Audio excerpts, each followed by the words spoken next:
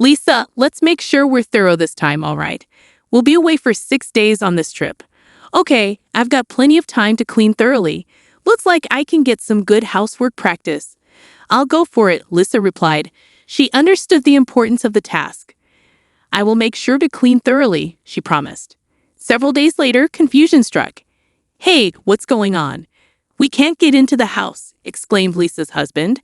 I figured as much. What does that mean? He asked, perplexed. What? What is this, Lisa? What did you do? Explain. Where are you right now? What did you do while we were on vacation? He demanded answers. Allow me to introduce myself. My name is Lisa, a 30-year-old part-time housewife. I've been married to Henry, my husband who's 4 years older, for just under a year. You could say we're still in our newlywed phase. I had envisioned a cozy life with just the two of us. That was the plan until we got married. After deciding to tie the knot, we purchased a house and started living together. Initially, everything was going smoothly. Honey, what's for dinner tonight? Henry inquired one evening. What did we have for dinner last night? Lisa replied, We had curry last night. Since it's summertime, something light would be nice today, Henry suggested. The problem? My in-laws started living with us without our consent. We never discussed living with my husband's parents. We bought the house with the intention of it being just for us. Yet, without a word to me, my in-laws decided to make themselves at home. Initially, they only came over on weekends, but it escalated. They brought their own furniture and started acting like it was their house. It would have been nice if my husband said something, but he didn't. He acted like a child in front of his parents with no opinions of his own. I'm worried, Mom. Are you feeling the summer heat? Are you okay, Dad? Henry fretted. I didn't realize until after we got married, but my husband has always lived with his parents. I had only visited his parents' house once before the wedding just to introduce ourselves, so I had no idea what his lifestyle was like. I had no inkling that he was such a mom's boy and a daddy's boy. Suddenly, living with his parents became stressful enough, but there was even more on top of that. Hey, Lisa, there's nothing I can eat for dinner today. Can you make something else? My husband asked. Is it fish with foiled vegetables, greens, and soup okay? I suggested.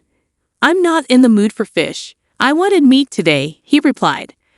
My mother-in-law was acting like a princess as usual. She always found something to complain about. This or that. I don't have any meat right now, she announced. Oh, is that so? Let's order delivery then, I proposed. My mother-in-law then started ordering luxurious hors d'oeuvres, not the sort of thing one would usually order on a weekday. It's fine if she wants to splurge with her own money, but I began. Hello, I'll take one of those luxurious hors d'oeuvres. Yes, you can charge it to the usual card, my mother-in-law interrupted, revealing that she had registered my card without my permission. At first, I was shocked and asked why she would do such a thing. Because everyone will eat what I order, right? It's everyone's food expense, so it's normal for you to pay, right? She explained, brandishing her own theory. Sure enough, if my mother-in-law orders too much food, everyone has no choice but to eat it. I reluctantly eat as well, but why should it be taken for granted that I bear the entire burden? I can't seem to fathom my mother-in-law's thought process. And my father-in-law is quite a character too. As a wife supporting a family of 4, I feel compelled to prepare both meat and fish dishes. Everyone might have different preferences, right? This is exactly why modern women are often so frustrated. Oh boy, you're the biggest old boy here, I mutter to myself, exasperated. Of course, my father-in-law doesn't reprimand my mother-in-law for her whims. On the contrary, he seems to concur with her and blames me, projecting his stereotypical views onto me. They are indeed 2 peas in a pod. I suppose they believe that modern people just can't handle even the simplest tasks. It's a real problem. Good thing we have delivery, my father-in-law remarked. That's right, there's such a variety of delivery these days. I'd rather have delivery every day than Lisa's home cooking. My mother-in-law added with a chuckle. My in-laws seem to take pleasure in poking fun at me, even though I'm the one covering their food, living expenses, and even the mortgage for this house. Why should I be the butt of their jokes? Anger bubbled up inside me as my in-laws continued to make themselves at home. I began to feel that being at work was a preferable option. Fortunately, my work was going well, and there was talk of a promotion. When I was asked if I wanted to be a project leader, I accepted without hesitation. I figured that if I kept myself busy, the stress from home would lessen. The days when I couldn't prepare meals increased, and if my in-laws ordered delivery, it couldn't be helped. At this point, I prioritized getting away from my in-laws. As a result, my overtime and weekend work increased, but I felt a sense of fulfillment. Just when I thought I could somehow manage, something unexpected happened on a Friday night. I came home after working overtime, and the house was completely dark. It was odd that my husband and in-laws weren't there. It was too early for them to be asleep. As I entered wondering what was going on, I found a piece of paper on the table. It read, "We're going on a trip. We'll be back on Sunday." What I hadn't expected to encounter, perhaps even more than anger, was the sight that greeted me when I stepped into the room. It was cluttered with delivery containers and empty drink bottles. It was typical for my in-laws and husband not to do housework or tidy up, but they could have at least disposed of the trash before leaving. Frustration surged within me, and despite raising my voice, there was no one there to hear me. Feeling hollow, I took it upon myself to clean up the mess. As I sighed and filled bags with trash, a sudden thought crossed my mind. Where did they get the money for this trip? A chill ran down my spine. Opening the banking app on my phone, I checked the credit card activity. The sight before me was staggering. A few thousand charged from a company that appeared to be a travel agency. In a panic, I tried calling my husband, but there was no answer. Suppressing the urge to hurl the phone in frustration, I resorted to checking his social media accounts, and there was a picturesque beach scene captioned, "Beautiful beach." It's so pretty. The people in the photo didn't look American. Could it be? Further investigation revealed they were indeed in Bali. The realization hit me like a ton of bricks. I had never imagined they would go on an international trip without informing me. Drained and overwhelmed, I couldn't help but acknowledge that my husband's income hardly covered such extravagances. The main source of income was my salary, and I had been diligently saving as much as possible. I was consumed with worry about the future, but that all changed when my in-laws arrived. The mere thought of my husband and his parents using my hard-earned money to enjoy themselves at a resort ignited an uncontrollable fury within me. All the vague stress I had been feeling began to coalesce into clear, coherent thoughts. Why, how, what were they thinking? And until when? The endless contemplation of the future spurred me into action. When my husband and in-laws returned from their trip, slightly tanned, I found myself immensely irritated. However, I chose to keep my feelings to myself. We had such a good time. Going abroad is definitely worth it, and the cost for food and accommodation was so cheap, my in-laws explained. I bit my tongue, resisting the urge to question who they thought was footing the bill for their escapades. As my husband engaged in conversation with his parents, his immaturity shone through.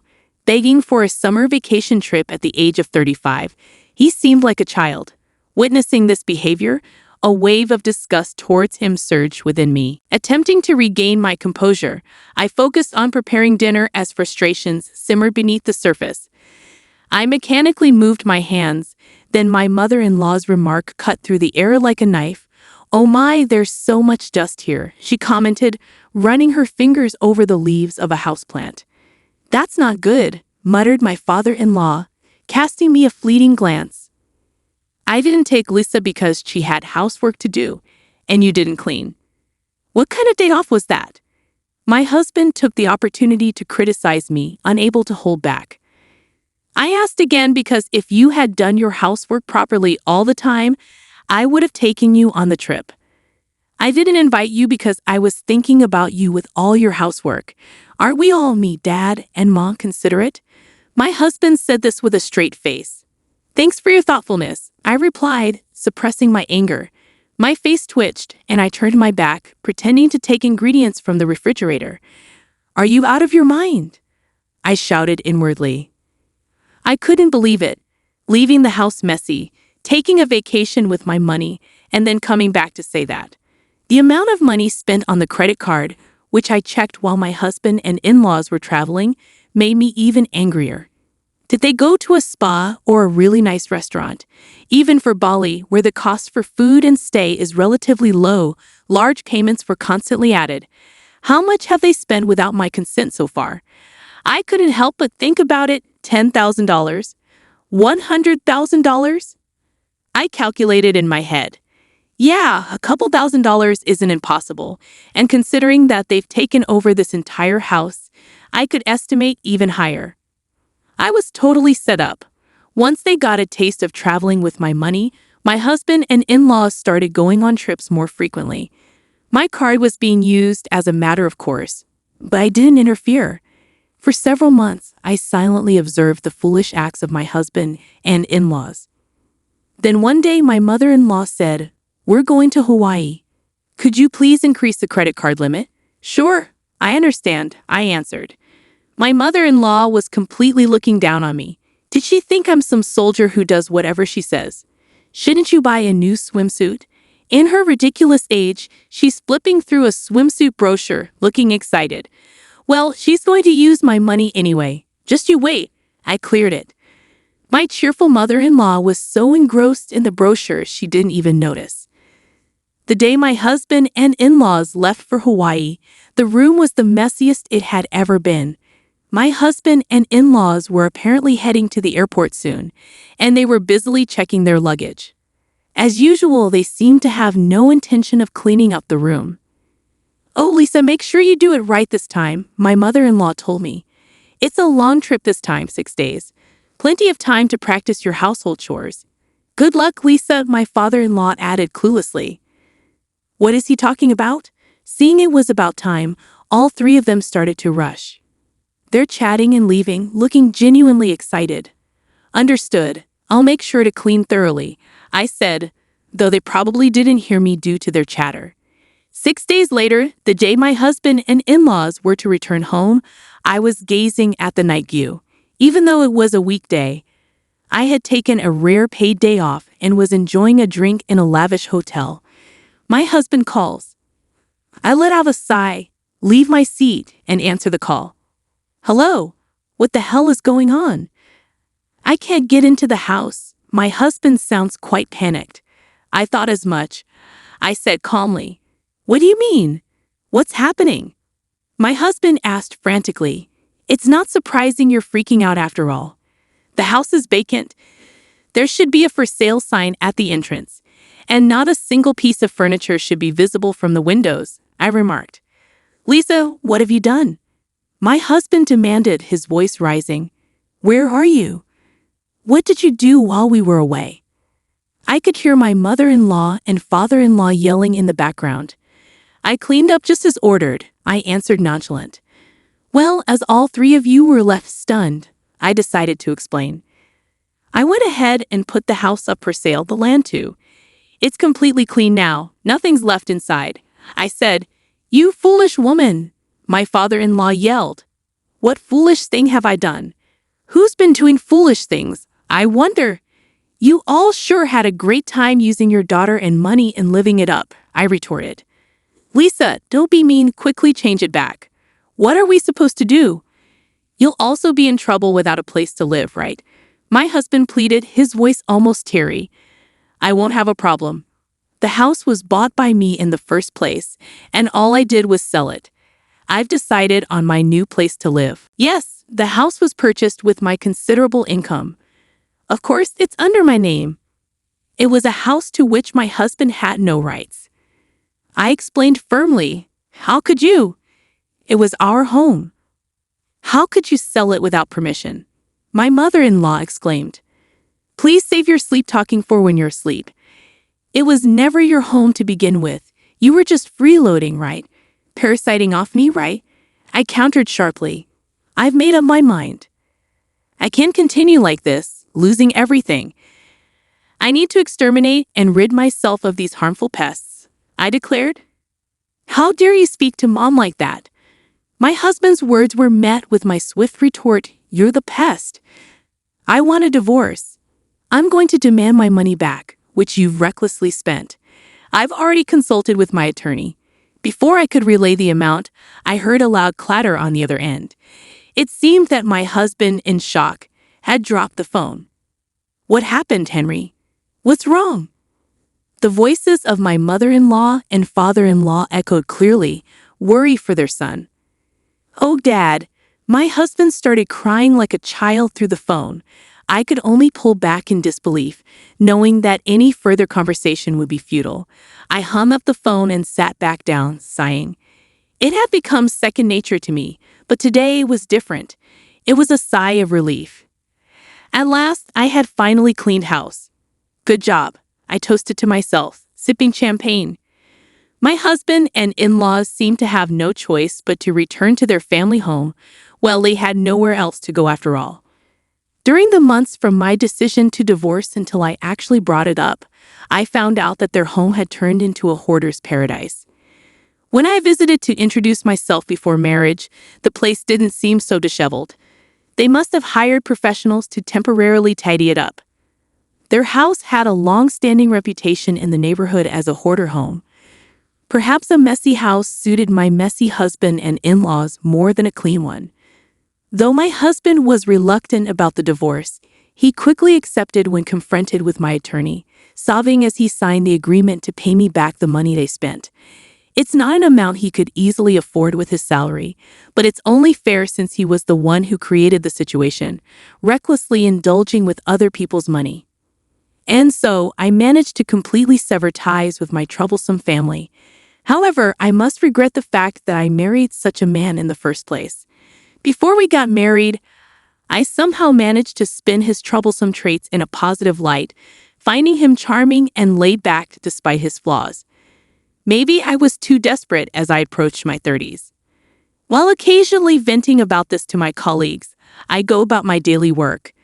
Will I be single forever from now on? I ponder aloud. You're still young. Don't say things like that. My colleagues play along with my complaints and jokes. You're right. I shouldn't give up hope. I concede. Would you consider someone younger? One of my subordinates asks. Was that a joke? Looking up, I see that their face is serious. Don't hoard unnecessary things.